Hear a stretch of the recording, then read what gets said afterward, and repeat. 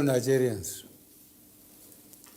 it has become necessary for me to address you, having heard from many concerned Nigerians and having concluded a meeting with all the security chiefs.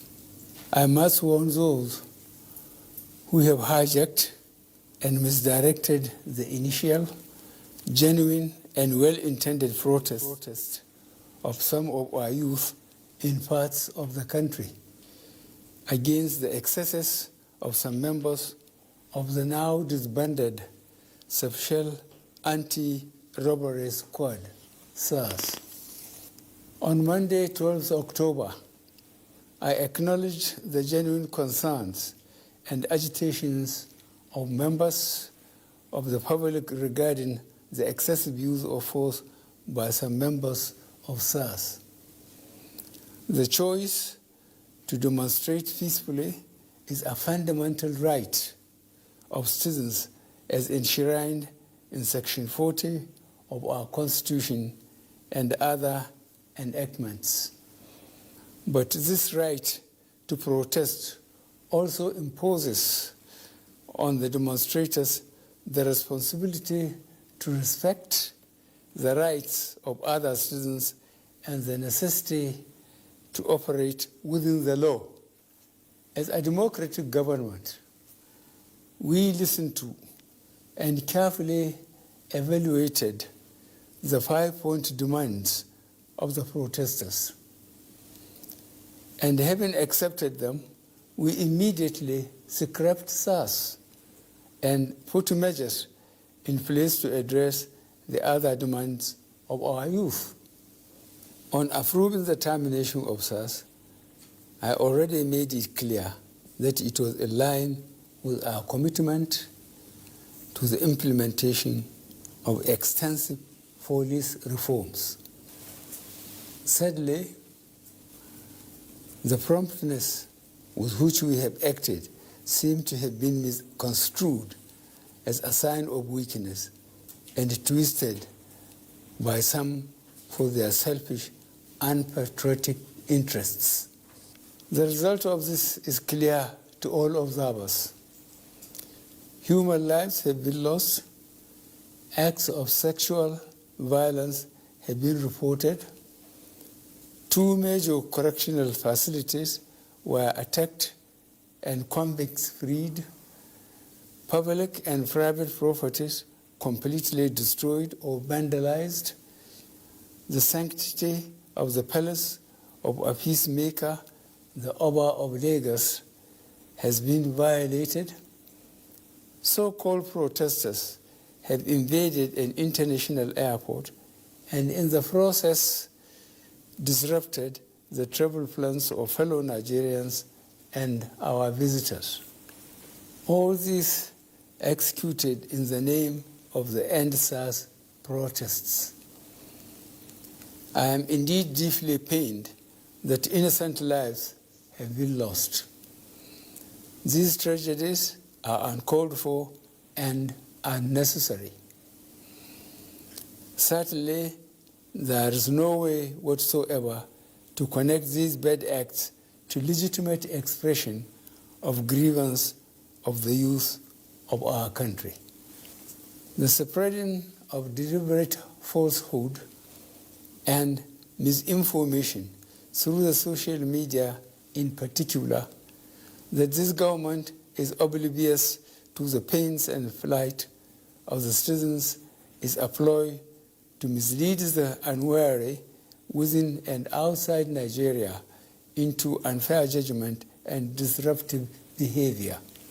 On the contrary, both our deeds and words have shown how committed this administration has been to the well-being and welfare of citizens, even with the steadily dwindling revenues and the added responsibilities and restrictions due to the coronavirus pandemic. Government has put in place measures and initiatives principally targeted at youth, women, and the most vulnerable groups in our society. These included our broad plan to lift 100 million Nigerians out of poverty in the next 10 years. The creation of 75 billion Naira National Youth Investment Fund to provide opportunities for the youth and the micro, small, and medium enterprises survival fund, through which government is A, paying 3 months' salaries of the staff of the 100,000 micro, small, and medium enterprises. B, paying for the registration of 250,000 businesses at the Corporate Affairs Commission. C, giving a grant of 30,000 Naira to 100,000 artisans. And D, guaranteeing market for the products of traders. These are in addition to many other initiatives, such as A, farmer money, B, trader money, C, market money, D, N-Power, E, N-Tech, and F, N-Agro.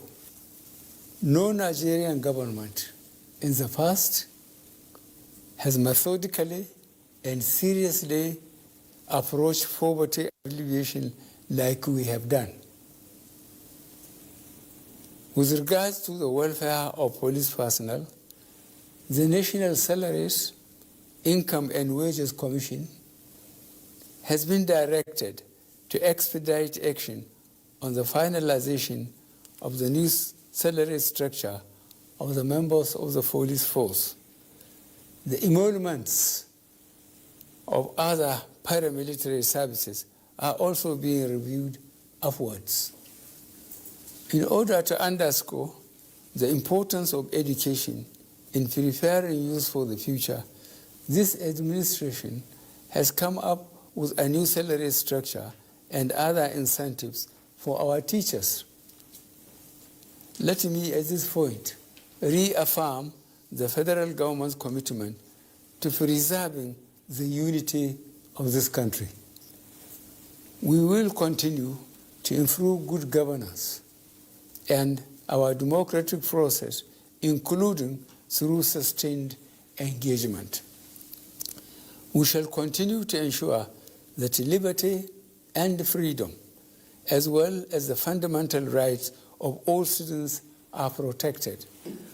But remember that government also has the obligation to protect lives and properties, as well as the right of citizens to go about their daily businesses freely and protected from acts of violence. To our neighbors in particular, and members of the international community, many of whom have expressed concern about the ongoing development in Nigeria, we thank you and urge you all to seek to know all the facts available before taking a position or rushing to judgment and making hasty pronouncements.